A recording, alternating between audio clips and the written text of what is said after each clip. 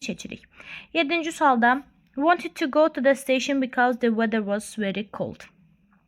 Bu tip cümlələrdə, testlərdə ümumiyyətlə mənaya baxmaq daha effektiv üsuldur. Belə ki, deyə bilərik ki, məsələn, bu tərəfdən başlasaq, hava çox soyuq idi.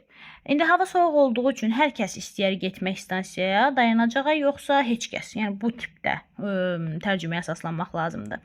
Deyə bilərik ki, məsələn, everybody, everyone bir-birindən ekvivalent olduğu üçün hər ikisi cümlədə varsa, ikisini də atırıq. All və somebody də, yəni kimsə, hamı mənasındadır. Bu da buradakı mənaya uyğun gəlmir. Ona görə qalır burada nobody. Yəni inkarlıq seçməliyik. Heç kəs getmək istəmirdi, çünki hava çox soyuq idi. Yəni bəzi testlər ola bilər ki, qrammatik qaydadan daha çox, həmçinin orada sizdən tərcümə, düzgün belə deyək, cümləni düzgün tərcümə etməyi də istəyə bilir. 8-ci sualda baxırıq. It was in 1810. In days there were no railways in country. Çox asan bir sualdır. Burada bizə kömək edir birinci hissə gördüyümüz kimi. 1810-cu ildən söhbət gedirsə, deməli keçmişdən uzaqlığına görə deməli uzaqda istifadə olunan işarə vəzifəni seçməliyik. Bunlar da hansıdır? Təhətdə olan zətdir, cəmdə olan isə zousdur. İndi burada nöqtələrdən sonra days cəmdə olduğu üçün biz birinci tərəfə zous verməliyik. Atırıq zous olmayan cavabları ya 7 ya D. İkinci tərəfdə də baxırıq ki, isim varsa, bayaqki qaydaya əsasən isimli asılı yəli əvəzini seçməliyik. Yəni D variantı. Əvəz müstəqil əvəzlikdir. 9-cu sualda the workers of plant are very sincere and help to fulfill work in time.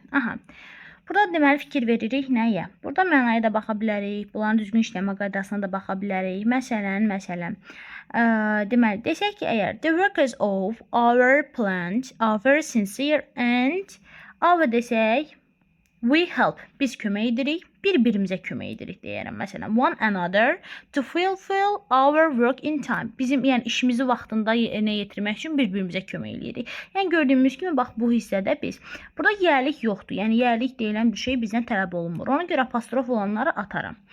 Daha sonra isə digər variantda əgər our deyirəmsə, təbii olaraq bu yoldan, bu nəzərdən yola çıxmalıyam. Our deyirəmsə we olmalıdır, as olmalıdır. Məsələn, bunlardan, yəni biz olan əvəziyə uyğun olmalıdır deyə cavabımız olacaq C variantı. Məsələn, digərlərində burada nöqtələrdən sonra isim olduğu üçün müstəqil yərli əvəziyi verə bilmərik. Və yaxud da our və z mənaya uyğun gəlmir. Daha sonra yəni bir-birinə üst-üstə düşmür. Bir dənə qalır burada, elə C variantımız doğru cavab. 10-cu suala baxırıq. Two friends kissed and the train started. Bu to məsələsi bizə elə belə verilmir. Yəni buna nəzər salmaq lazımdır ki, iç azə və van anazı bir-birinə nəyə görə fərqlənir? İç azə dedikdə 2 nəfər, yəni 2 nəfərin bir-birinə bu mənada deyirəm. Van anazı dedikdə isə 2-dən artıq olur. Yəni burada şəxs 2-dən artıqdır deyə to görən ki, mənazə olanları tullayaq. Vananaza olanları atırıq və burada nə var? Məsələn, yərlik var, apostrof isə burada bizə ehtiyac yoxdur. İç azədə 2 nəfərdir deyə elə cavabımız olacaq B variantı. Üzr istəyirəm, iç van yox, iç azə, yəni A variantındadır. Have you got any English books? Any'dən sonra yadda saxlamaq lazımdır ki, some və any qeyri-müəyyən əvəzliklərindən sonra a, and, yəni bu artikellər gəlməz. Ona görə bu kökündə ən olduğu üçün B-ni yeni atıram. Z var, atıram. Books cəmdə olduğu üçün və A-cəsindən sonra onsuz da isim gəlmir. Çünki A-cəsi onsuz da özü ismi yerində çıxış eləyir, özü cəmdədir deyə. Yəni books varsa A-cəsi seçə bilmirəm, qalır A-cə. 12-ci sualda of them wanted to hurt. Yəni burada maraqlı sualdır. Bayaq qeyd etdik ki, iç azə 2 nəfər arasında olur bir-birinə. Bu anana da 2-dən artıq. İndi bir də var nan və nayzə məsələsi. Gəlin buna da nəzər salaq. Nan və nayzə dedikdə isə yenə nayzə ikisindən heç biri, nan isə 2-dən artıq. Yəni 2-dən çox adamlardan heç birini deyirəm, heç biri.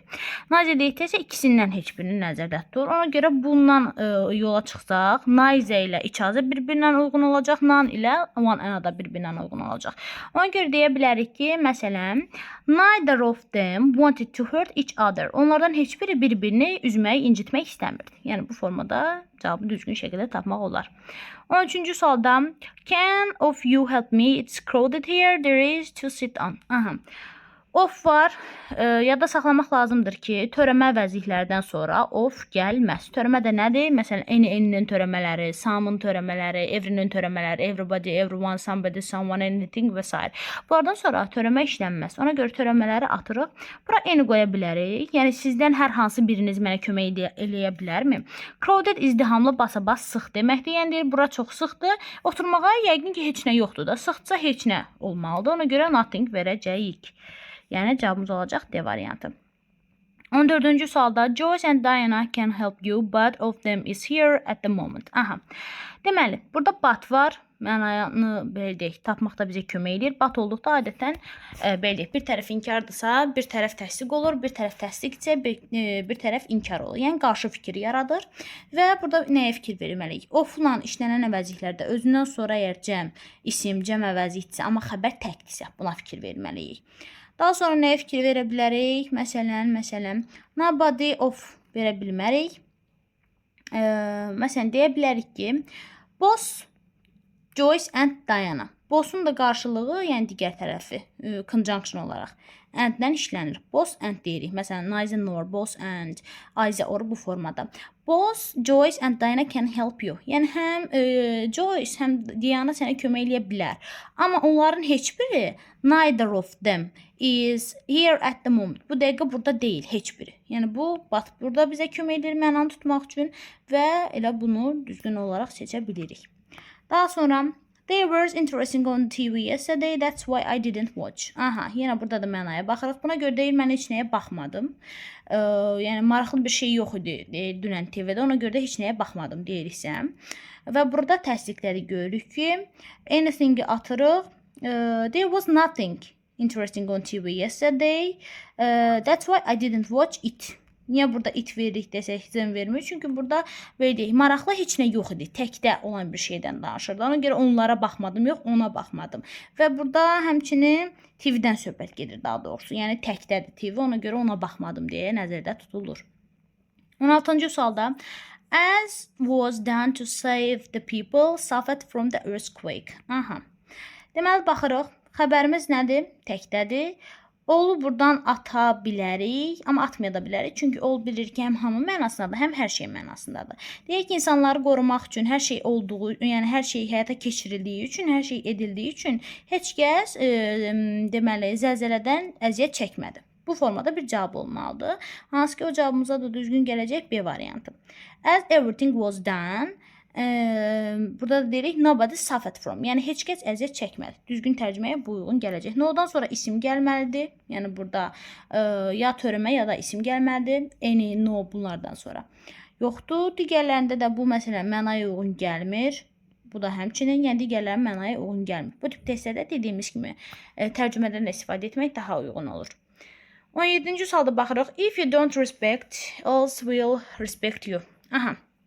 Birinci tərəfdə inkarlıq var. İlk növbədə bilməliyik ki, iki inkar bir arada işlənməz. Ona görə no-nun törəmələrini görən kimi atırıq. Deyə bilərəm ki, if you don't respect yourself, no one else will respect you.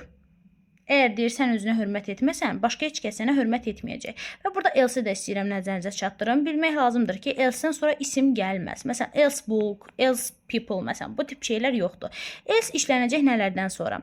Deməli, sual əvəzliklərindən sonra və törəmə əvəzliklərindən sonra. Yəni, sual sözlərindən sonra və törəmələrdən sonra işlənə bilər else. Məsələn, deyə bilərəm what else, who else, somebody else, someone else, everybody else və s. Bu tiplər yəni düzgün hesab olunur. Sadəcə else-dən sonra isim işlətməyəcəyik. 18-ci sualda baxaq. Məsələn, he said it was true but believed him. Aha, yəni burada but bizə siqnal verir ki, mənada qarşı durma var. Onun dediyi hər şey doğru idi, amma heç kəs ona inanmırdı. Bu tip bir şey seçməliyik. O da elə Y variantında uyğun gələcək. Daha sonra baxaq. Məsələn, tell Tom not to lose ticket, don't lose either. Aha, nöqtələrdən sonra isim varsa, deməli biz seçəcəyik yenə yəli əvəzliyini. Toma deyir ki, biletini itirməsin. Yəni sən Toma deyirsənsə, Tom öz biletini itirməsin. His verə bilərsən. Don't lose either. Yəni səninkini də itirmə. Sən də özününkini itirmə. Deyirsənsə, olacaq yours. Yəni burada görürük ki, isim yoxdursa, müstəqil yəli əvəzini seçə bilirik. The women are in the hall and tells own story. Aha. Burada the women are deyirsə, yəni qadınlardan söhbət gedir, cəmdədir. Amma burada xəbərimiz təkdirsə, deməli biz burada they deyə bilmərik. Məsələn, all deyə bilmərik və yaxud da boss deyə bilmərik. Deyə bilərik everyone tells her own story. Yəni hər kəs öz hekayəsini danışır. Burada da niyə məsələn de variantını vermirik? Çünki his demirik, söhbət qadından gedir. Ona görə eləcə variantı düzgün olacaq. One was Russian, the other was Ukrainian, so they could understand. Aha, biri Rus idi, biri Ukraynalı idisə, deməli 2 nəfərdən söhbət gedir. İkisi bir-birini yaxşı başa düşürdü. Bayaq dediyimiz temaya aiddir bu. Olacaq o da nə? Deməli each other. Yəni 2 nəfər arasında bir-birinə demək olur. How much did you pay for boots? Aha, nöqtələrdən sonra cəm isim var. Deməli bunları ataq. Yəni bir nəzisi buradan atırıq. I didn't pay, money-ya baxırıq. Salimən tək isimdir.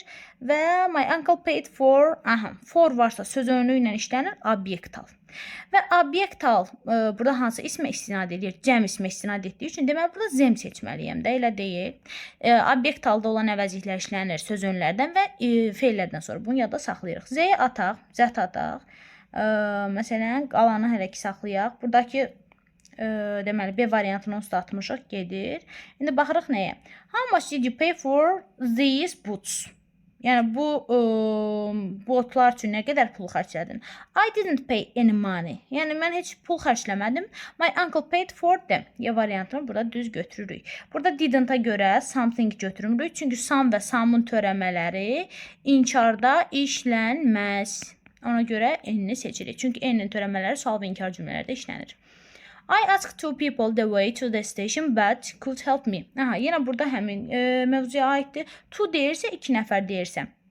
Deməli ikisindən ya heç biri ya da ikisi bir-birinə belə bir məna seçməlisən. 2 insandan, 2 nəfərdən destinasiyaya yolu soruşdum, amma heç biri mənə kömək edə bilmədi.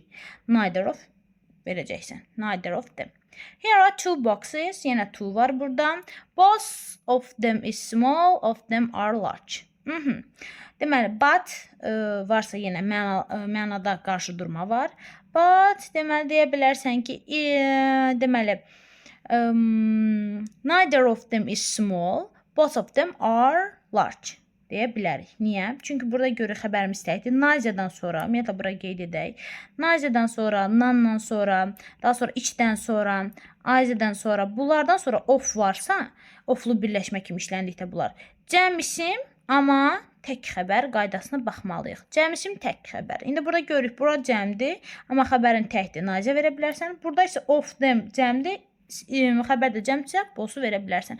Boss'da yəni isim cəm, xəbər cəm olur.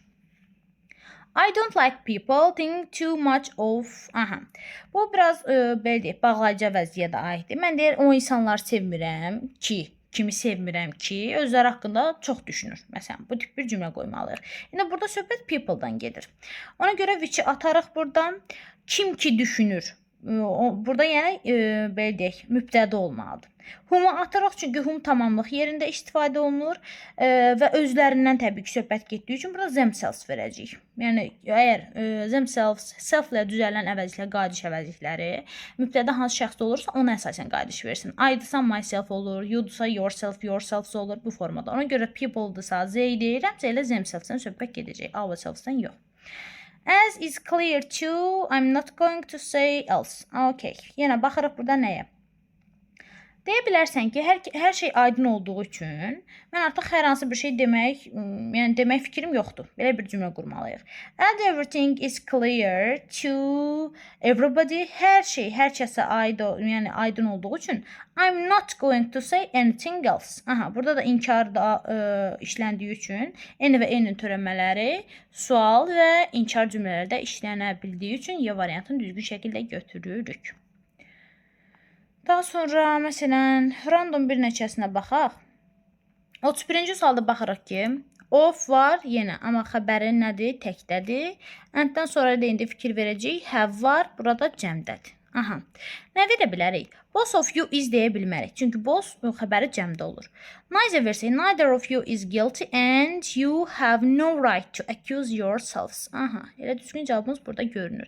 Yəni deyirsin, heç biriniz günahkar deyilsiniz və sizin haqqınız yoxdur özünüzü günahlandırmağa. B variantı düzgün gələcək cümləyə, mənaya.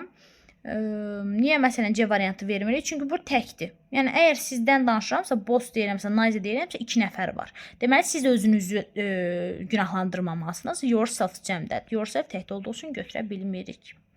Sonra məsələn 33-ə baxaq. Is on this table I have taken away. Aha.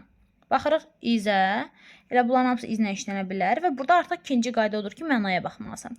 Məsələn desəm ki, everything is on this table. I have taken nothing away. Hər şey stolun üstündədir. Mən heç nəyi götürməmişəm. Yəni doğrudur, bəsitdir. Burada məsələn görürük xəbərimiz təsdiqdədir və buna əsasən bilməliyik ki, no və no-nun törəmələrinin xəbəri olur nədə? Təsdiqdə. Çünki ingilis dili qaydasına iki inkar bir cümlədə işlənə bilmir. Bu qədər bəsit. Daha sonra nəyə baxaq? Məsələn, açıqlara gəlin baxaq. I wonder if the speakers neçənci sual idi o? Have criticized the bill.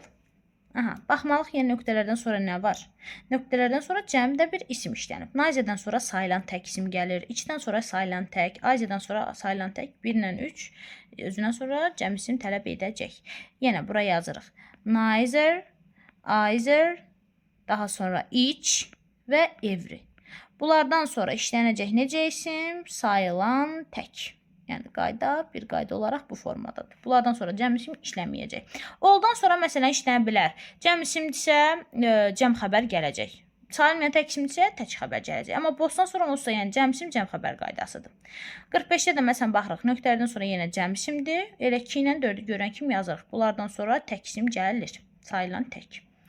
Sonra məkləri də gəlin baxaq. Məsələn 47-də.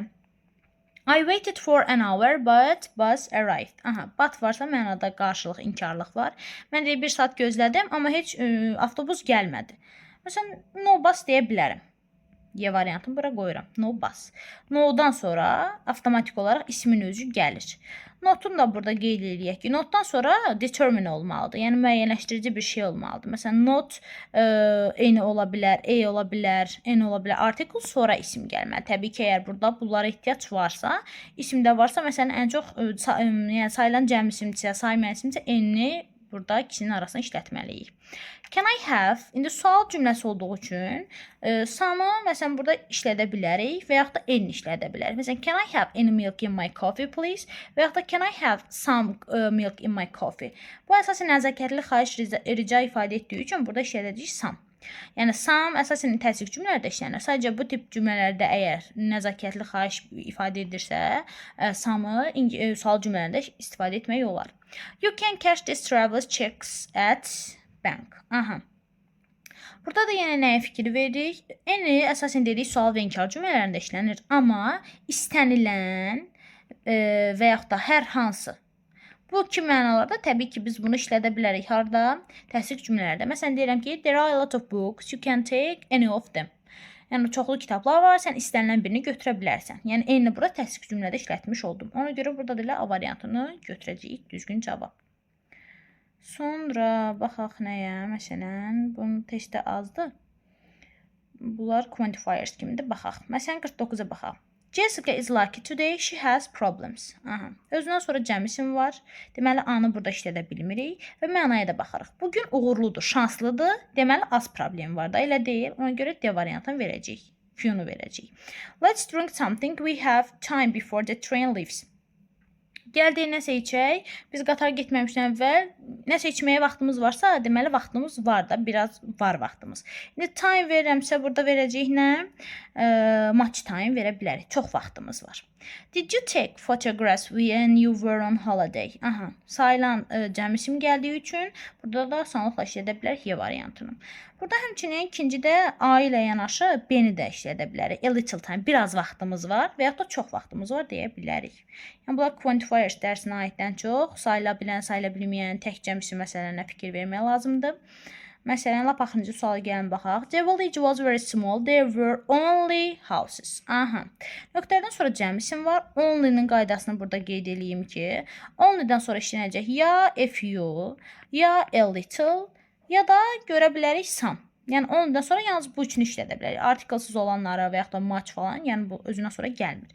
İndi houses varsa burada, deməli mən burada nə işlədə bilərəm? A few işlədə bilərəm. Ona görə olacaq birinciyə, deməli, Y variantı. Jim always uses salt as he dislikes salty food. Nöqtələrdən sonra Salimən tək isim gəldiyi üçün və mənaya da baxırıq. Yəni o duzlu yeməyi sevmir. Ona görə deməli nə qədər duz tətbiq eləyir? Az duz tökür də. Ona görə B variantı olacaq. Little salt. Math teacher spoke English, so it was easy to communicate with him. Aha. Biraz ingilis dilində danışa bilirdi deyir. Məsələn, deyərik ki, bura math teacher spoke a little English. Yəni biraz ingiliscəsi var. Ona görə biz asanlıqla kommunikasiya qura bilirdik. Yəni bunlar quantifiers dərsinə aiddir. Təkrar olaraq burada qeyd etmək olar ki, deməli, sayıla bilən cəm isimlərlə işlənəcək many, few, a few və several. Bunları biz görəcəyik sayılan cəm isimlərdən sonra. Yəni countable nouns yazıram bura. Countable. Sayıla bilməyənlərlə işlənəcək much, little, a little. Bunlar da işlənəcək uncountable. Yəni sayıla bilməyənlərlə. Və burada diqqət etmək lazımdır nəyə? A few və few, a little və little arasında fərq nədir? A few biraz deməkdir. Yəni belə qeyd edim də bura. A few böyükdür few'dan, çünki few az deməkdir, no-ya bərabərdir. Həmçinin little, a little qaydası deyilədir. A little da kəmiyyətinə görə çox olacaq little-dan. Yəni a few, a little birazdır, few little isə az. Yəni no-ya bərabərdir. Heç yox mənasında gəlib çıxır.